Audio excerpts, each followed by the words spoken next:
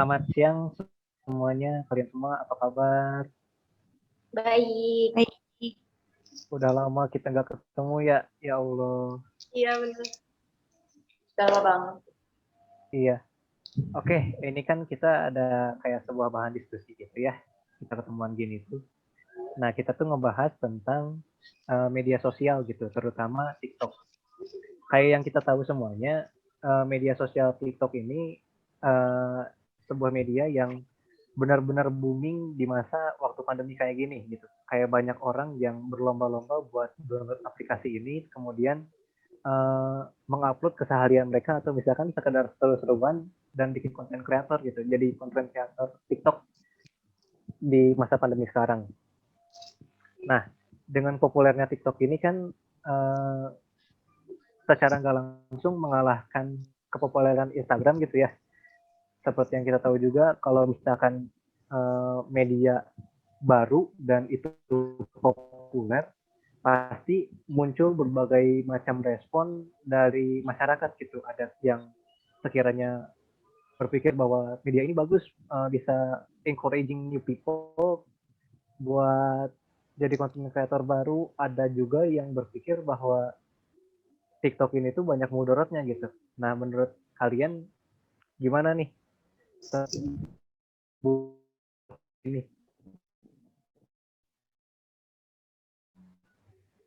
Adila, hai. Hai.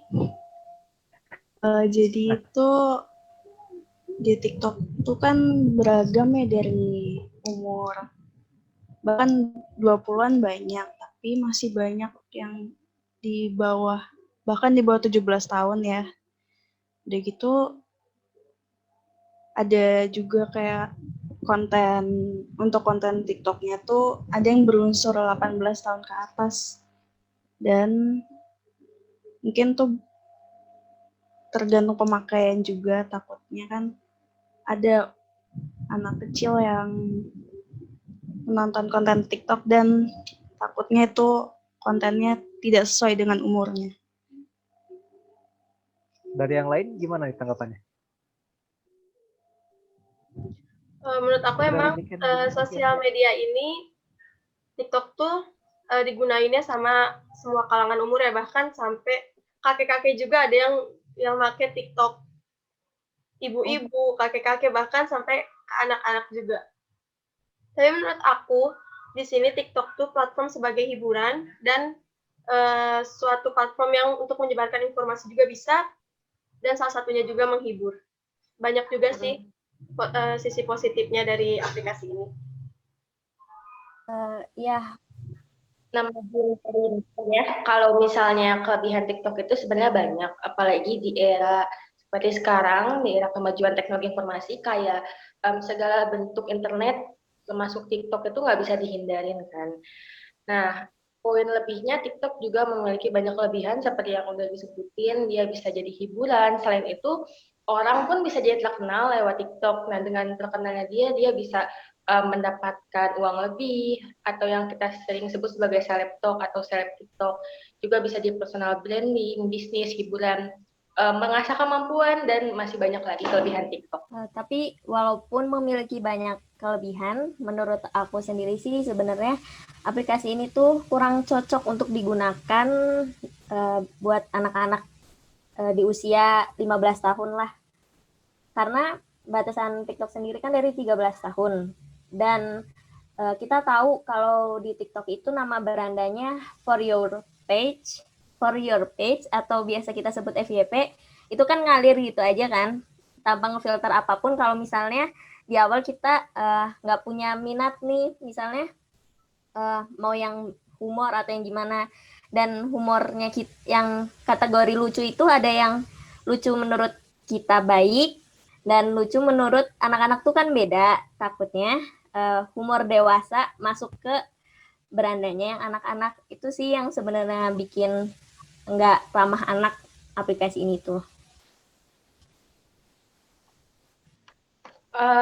Terkait tentang permasalahan anak yang bermain TikTok, lalu gimana sih dia apakah dia akan terpengaruh tentang hal-hal yang dianggap kurang baik di TikTok. Sebenarnya kan kalau melihat dari Undang-Undang ITE nomor 11 tahun 2016 itu sudah diaturkan di situ bahwasanya si konten kreator ini harus mematuhi batasan-batasan yang ada. Kalau tidak ya video tersebut akan di-ban dan otomatis aman untuk anak-anak juga. Nah, tapi sebenarnya walaupun dalam kategori aman masih ada video-video yang dianggap kurang pantas untuk anak kecil kan. Nah, itu kembali lagi kepada orang tua masing-masing, di mana orang tua juga berperan penting dalam pengontrolan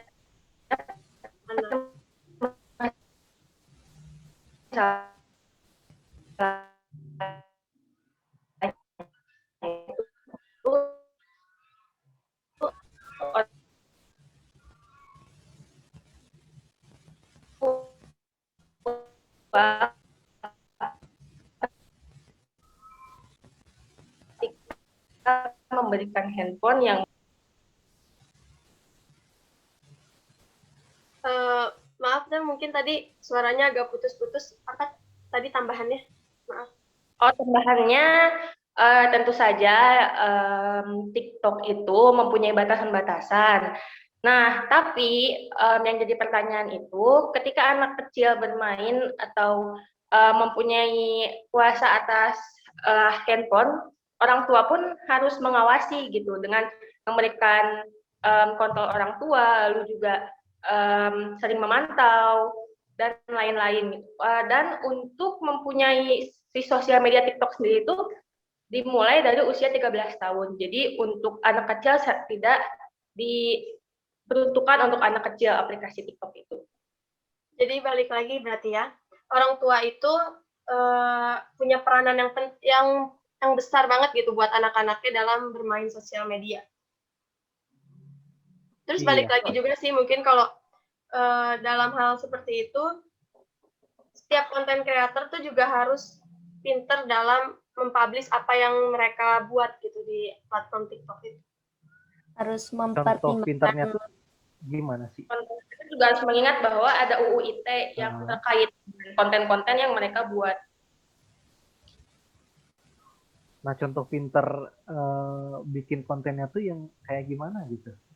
Terus kan tadi disinggung tentang apa namanya, sebuah batasan-batasan tentang kita bikin sebuah konten gitu sebagai konten kreator. Nah ya, itu tuh contohnya kayak gimana gitu? Contohnya tentu jika kita membandingkan aplikasi TikTok dengan aplikasi Twitter misalnya. Twitter itu sangat-sangat bebas, bahkan memperlihatkan bagian-bagian tubuh yang tidak seharusnya diperlihatkan ke orang banyak. Nah, TikTok itu tidak seperti itu. TikTok ketika ada sedikit keganjalan atau memperlihatkan, yang saya ambil contoh kasus itu tentang yang tadi, jikalau memperlihatkan hal-hal yang tidak perlu diperlihatkan seperti aurat atau bagian-bagian tubuh itu pasti langsung di-ban. Seperti itu sistem TikTok. Maupun itu yang pertama dari mungkin lebih ke arah seksual atau aurat. Lalu juga misalnya ada kayak mungkin Niken juga pernah ya bikin konten make up darah bohong-bohongan, tapi langsung di-ban. Boleh Niken yang jelaskan tentang itu, tentang ketentuan TikTok tentang make up darah itu? Ya, bukan soal tentang seksual juga mungkin ya. Bahkan tentang darah yang mungkin menyangkut sama kekerasan. Aku dulu pernah kemarin aku sempat bikin make up tentang darah, tentang make up yang ada unsur darah. Nah, itu baru beberapa menit aku post, kemudian udah di take down sama TikTok. Nah, di situ keterangannya tidak memenuhi kriteria. Nah, jadi mungkin menurut si TikTok itu, apa yang aku buat itu mengandung kekerasan. Jadi langsung di take down sama TikTok itu. Jadi menurut aku TikTok sekarang sudah mulai sensitif dan udah mulai bisa menyaring apa yang seharusnya ada di platform itu. Tapi kemarin sendiri aku sempat lihat nih di aplikasi ini ada namanya belly challenge, kalau nggak salah itu trend belly stomach challenge ya, itu jadi trennya menunjukkan bagian perut kepada seluruh pengguna TikTok kan, karena bakal dilihat sama siapa aja ya TikTok tuh. Jadi tetap aja masih ada yang kecolongan walaupun udah ada undang-undangnya.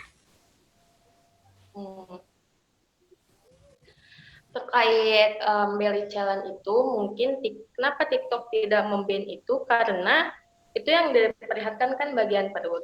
Bagaimana kita ketahui, banyak juga konten kreator yang membuat video tidak bermaksud ke arah seksualitas, namun memperlihatkan perut untuk fashion. Jadi mungkin kenapa TikTok tidak memban video tersebut, karena menganggapnya perut itu masih bisa disamaratakan dengan orang yang memperlihatkan perut untuk fashion, baju, dan lain-lain seperti itu. Selagi tidak memperlihatkan bagian-bagian aurat yang memang tidak boleh diperlihatkan kepada orang lain. Maka Tapi kita juga salah satu konten kreator yang biasanya sering memperlihatkan bagian yang mungkin tidak termasuk ke bagian seksual itu biasanya dancer. Dancer itu biasanya pakaian fashionnya itu ya emang seperti itu gitu. Tapi tidak merujuk kepada memperlihatkan yang berlebihan gitu. Karena belly challenge ini menurut saya sendiri itu berbeda dari konten dance ya. Kalau dance itu benar-benar dari atas sampai dari atas sampai kaki kita tuh bisa lihat semua apa yang dilakukannya. Tapi kalau belly challenge ini benar-benar khusus ke bagian perut. Kita juga harus mempertimbangkan bagaimana banyaknya predator seks yang bisa tertarik sama konten tersebut. Jadi terlepas dari misalkan konten-konten ini kan tadi udah dibahas ya tentang gimana aturan konten yang di-ban gitu. Nah, kalau dari kalian ada nggak sih saran kayak kita sebagai konten kreator buat bikin konten yang sekiranya bermanfaat gitu buat penonton-penonton kita, kayak gimana sih menurut kalian gitu konten yang bermanfaat di TikTok dengan durasi yang tentunya kan terbatas ya. TikTok nih kayak 1 menitan ada nggak sih? Ada. Bahkan sekarang bisa sampai lebih dari 1 menit bisa. Oh, nah menurut kalian gimana tuh tadi tentang konten apa sih yang sekiranya gitu bisa menarik inspirasi masyarakat gitu istilahnya? Keren banget ya. Berbicara tentang konten nih, platform TikTok ini tuh emang yang membiarkan kita bebas berkarya gitu, bebas berkreativitas. Tapi balik lagi seperti yang tadi pertama Mutia jelasin, semua yang dibuat oleh konten kreator itu harus memiliki batasan-batasan. Nah, untuk memunculkan motivasi, seperti kita harus bisa memanfaatkan lebih baik aplikasi yang kita gunakan. Seperti TikTok ini, kita bisa menghasilkan uang dari apa yang kita buat gitu.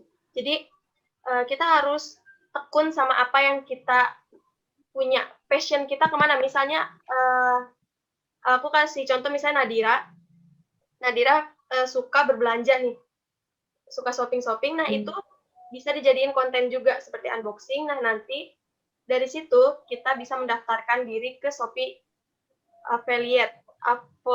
Nah jadi nanti di sana Nadira seperti mempromosikan dan nanti Nadira juga bisa mendapat komisi dari Shopee, dari aplikasi Shopee itu. Jadi balik lagi pandai-pandai dalam menggunakan aplikasinya.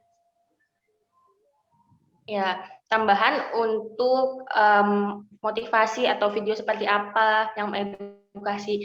Sebenarnya tentu ya di bawah UU ITE tersebut semua aspek kehidupan itu bisa dijadikan konten.